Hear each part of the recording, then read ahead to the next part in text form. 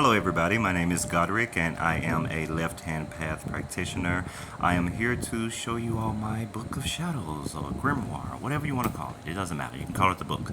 But anyway, this is 800 pages, as you can see. It's all full. Okay. So I'm going to go ahead and go through the book, and I'm going to be kind of fast because this is an 800 page book. Alright, so start off. First open the book. It is my dedication page. This is what I say every time I'm about to do a spell or, do some type of ritual. I always say this to activate the book. And I have some types of witches here, just a little description about each type of path that you can take. And most of these there we go. Most of these I actually practice on my own as well. I am an eclectic witch, so I incorporate a lot of things into my practice. And here's candle magic. So a little bit about candle magic, candle divination. More about candle divination here. Then we get into the color correspondences.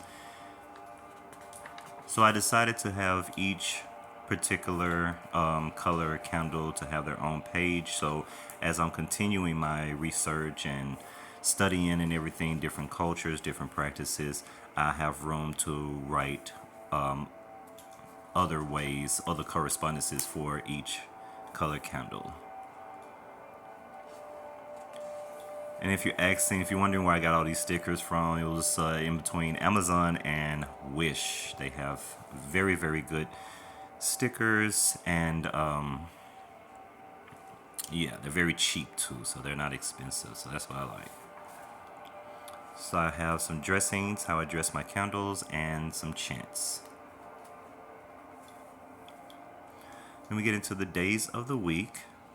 Now, although a practitioner can do a spell any day of the week, it helps to have the correspondences for each particular day. So when you are planning your spells, you'll be able to perform the spell on the day that will actually give you the best for your working. All right, and the same thing with times of the day. Although we can do a spell any time of the day, sometimes it helps to know what hour has what type of energy, what type of powers that you can tap into to correspond to your intentions of the spell. Okay, some weather spell timing here, and this is just like an art type of page. I thought it was cool. Alright, now we get into the lunar phase or the phases of the moon. I am all about the moon. I work with the sun too, but I work with the moon more. We have the dark moon phases here. This is how I collect and charge and use my moon water.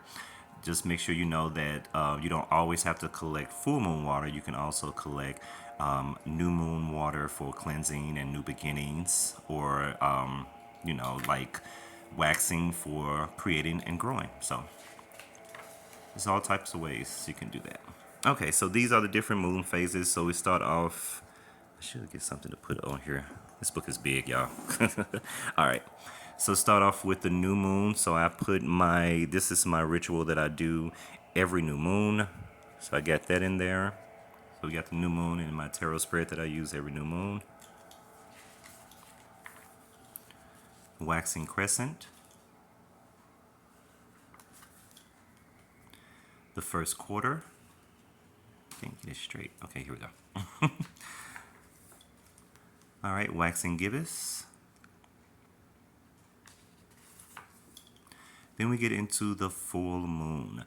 So that's when the moon is at its most powerful. So any spell would do. It's really done for banishing, getting rid of things, and releasing things. But you can also do any type of spell during the full moon, because that is when she is at her most powerful. So any spell will be made manifest.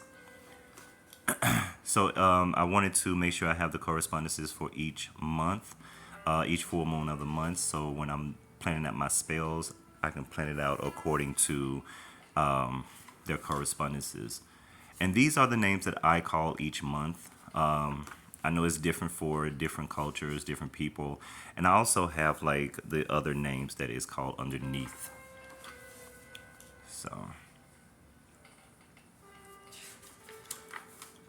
I hope you all enjoy this. I worked very hard on this book, trust me.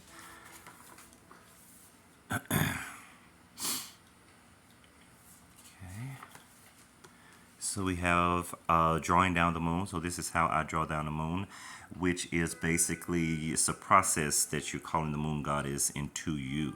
You know, you're trying to gain access to the goddess powers. So as full moon tarot spread as well as a full moon release spell.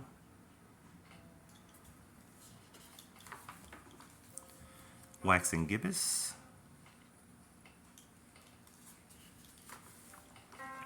Then we have last quarter, I'm sorry.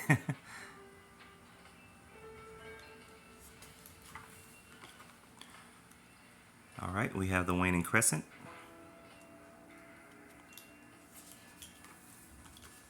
So we have some moon glyphs here and some chants that I say every time I'm working with the moon. I say these chants.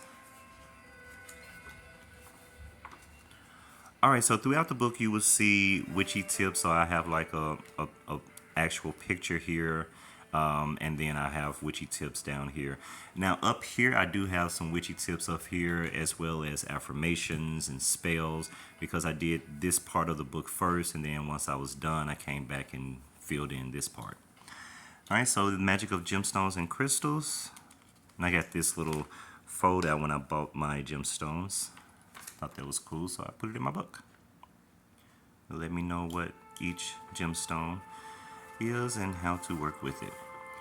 Okay, so this is how to work with crystals, how to attune with them, how to meditate with them, and all of those things. How to do crystal grids. All of that is here.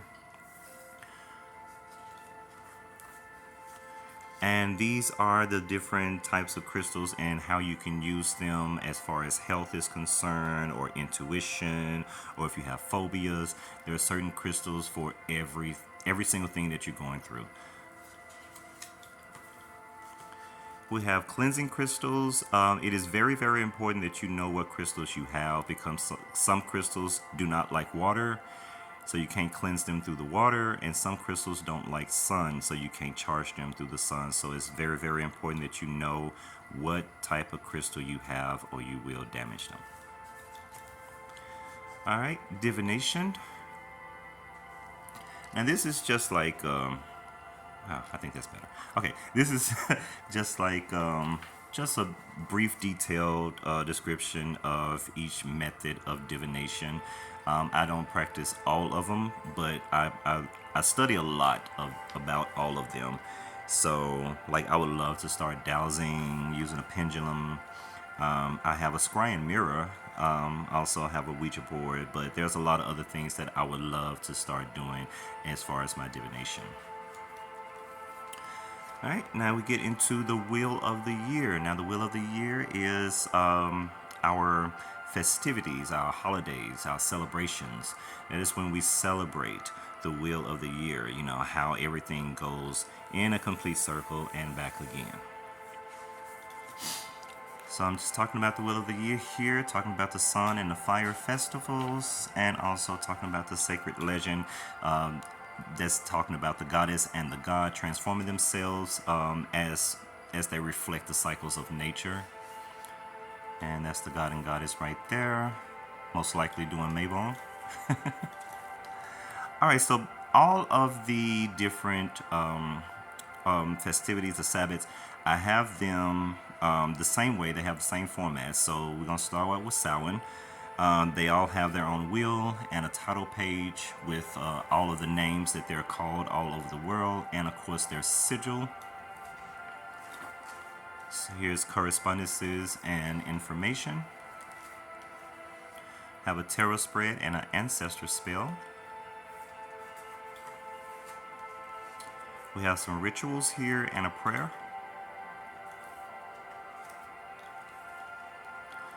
Now we have Yule or winter solstice, correspondences and information. Have a tarot spread and a prosperity Yule spell jar and a blessing ball. You can actually get these at Hobby Lobby or whatever, some type of crafty store, and they're ornament balls that are empty, so you can put all types of things in there that goes with your intention, and these can be a spell that you hang upon the tree. A real tree, please. Rituals and a prayer. Yes, do it right, real trees. All right, now we have Imbolc or Candlemas.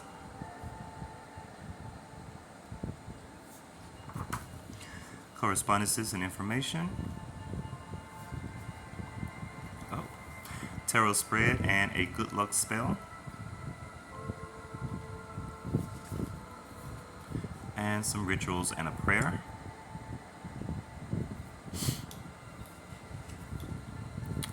Ostara or the spring equinox.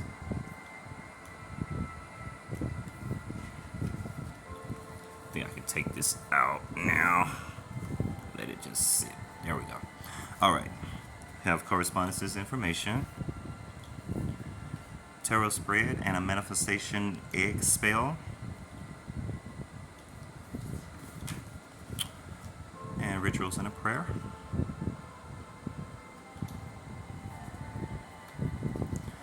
Beltane or Mayday. We actually used to do the maypole in elementary school. I went to Doubletree Elementary in Memphis, Tennessee, and we had the maypole. We had a Mayday celebration, and we used to do that. But when I got to middle school, they was like, "Oh yeah, we don't know what you're talking about. We don't do that here." So, but it was real fun in elementary school. I'm surprised I remember it all these many moons ago. But anyway, correspondences, information. Tarot spread and a Beltane universe fire spell. Oh man. Okay, rituals and a prayer.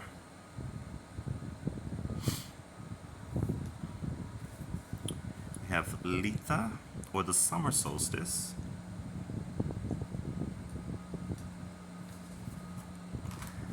Correspondences information.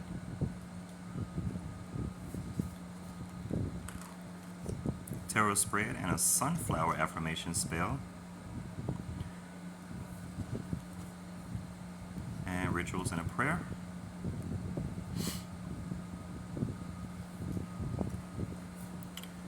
Have llamas. This is actually the first harvest. Correspondences information.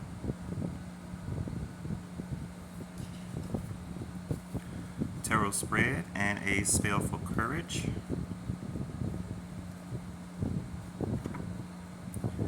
You have rituals and a prayer.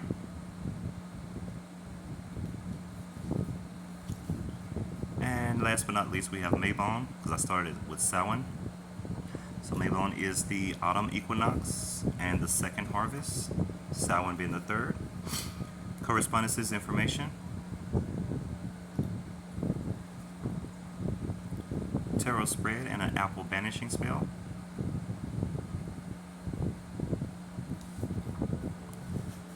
Rituals and a prayer. And now we get to elemental magic.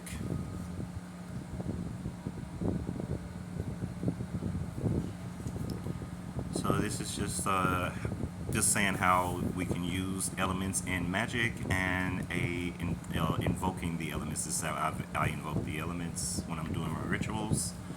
Start off with the element of air. The reason why is because I'm an air sign, so that's why I started off with air. And we have a crisp air spell and a tarot spread.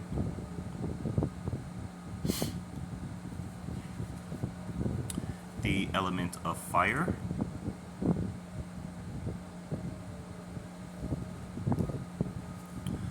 We have a burn it away banishing spell as well as a fire tarot spread.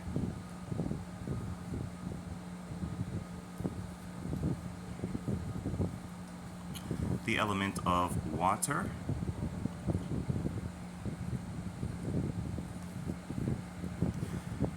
This is talking about water scrying, and this is a water tarot spread.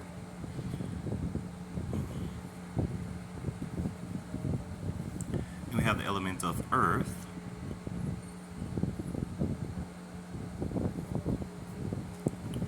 We have a earth wish bundle and a tarot spread.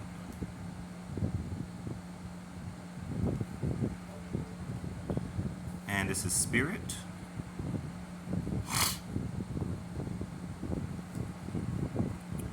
So I'm talking about the higher self here, and I have a spirit guide spread.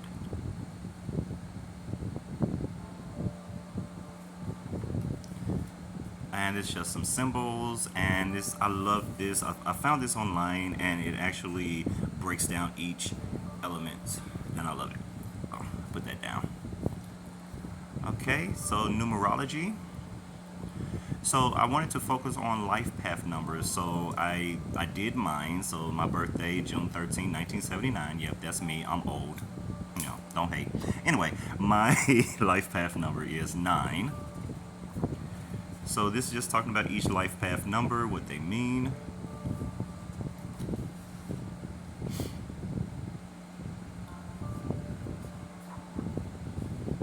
And a little bit about synchronicities here. Okay, and we have magical tips.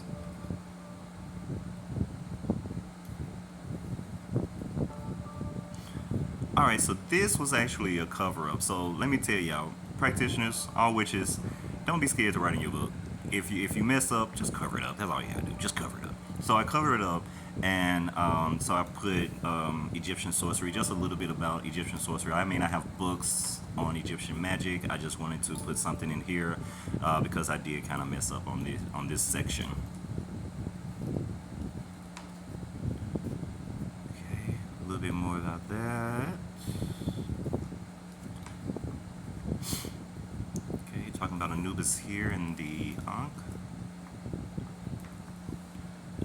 Now these are dream omens, Egyptian dream omens. So a good omen is if you see yourself drinking blood, you will put an end to your enemies. And a bad omen, let's see what you want to find. Okay, if you see yourself with a dwarf, something will take half of your life. Ain't that some shit? Anyway. So a little bit about the magic of hands and skeleton key magic. And we have lemon and apple magic.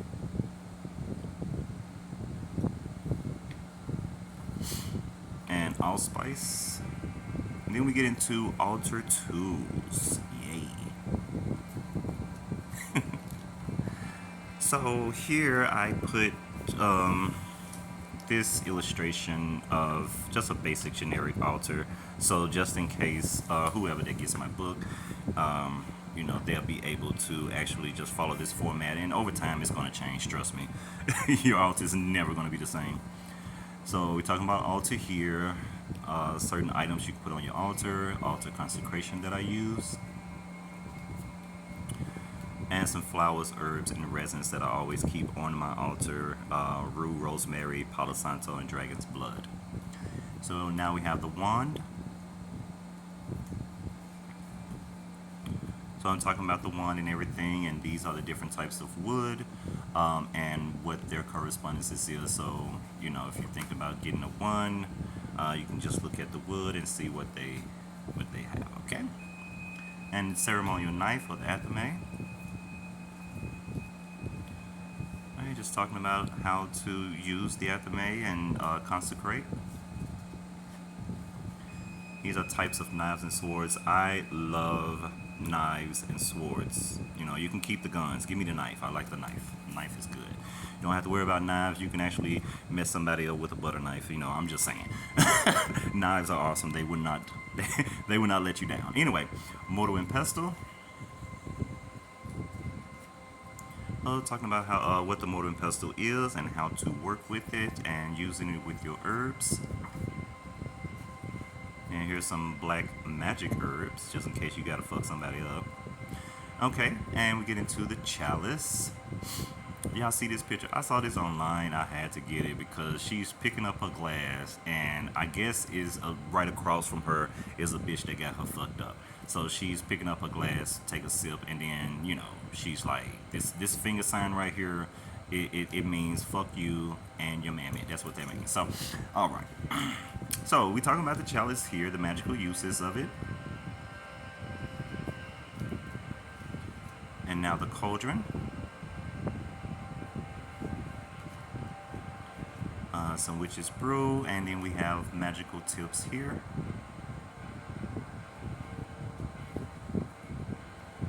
The magic of salt. Salt is extremely important to have in this practice. And I always work with salt. Well, it's just talking about the different types of salt that I use. Now these two right here, I got to order them. They're not readily available at stores or whatever. But these two, the Himalayans, pink salt and the sea salt, they're readily available everywhere. So, and this is the witch's black salt, how to make it and how to use it. And more information about salt.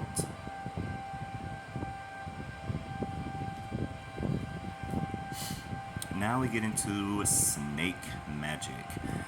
I was actually lucky enough to have a friend who owns a snake, so I get all of the snake skin I want. And so you can use snake skin for protection, for transformation, for strength, for curses, and for crossings as well. So, you know, you can use it for either or. And it's also a core main ingredient in Goofer Dust. So we have Snake Healing Spell. Now, as you can see, the reason why I got a lot of stickers and I download pictures a lot because I cannot draw, okay? I cannot draw. See, I got Mr. Squiggly Wiggly Snake over here that I tried to draw. I tried, but I failed. Man, look at his eye. His eye is bigger than his head. You know what I'm saying? I tried. Don't judge me. Anyway, see, y'all judging people and stuff. I don't like that. So we have snake deities. All right, snake gods and goddesses here. Oh, all right, here we go. All right, and we get into snake dreaming. So I am all about dream interpretation. Whenever I do remember my dreams, I make sure I write them down, and then I try to interpret them, try to figure out what spirit is trying to tell me. And we all know about the snake in the grass, which means that someone is trying to cause you some type of trouble in your life. They trying, they haven't succeeded yet, but they're trying. They already got the knife in behind their back. They hiding it from you. They haven't stabbed you yet, but just wait on it. But here's another one. Like, if you see a dead snake in your dream, it relates to the end of lies and temptation on the part of another person. So if a person's been lying to you a lot and you dream and you see a dead snake, that means that it's going to be the end of those lies. All right, we have the besom or the witch's broom.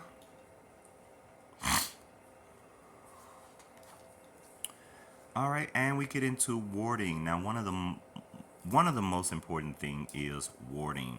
If you are a practitioner, you need to ward your home, your job, your car, because people are always, you have some jealous ass bitches in this world, and they're always trying to throw negative shit your way, hexes and curses. People be hexing and cursing people all day long.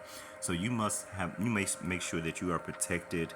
Having your salt in your window sills, mojo bags, whatever it takes, chicken feet, whatever it takes. Protect your home, protect your car, protect your job.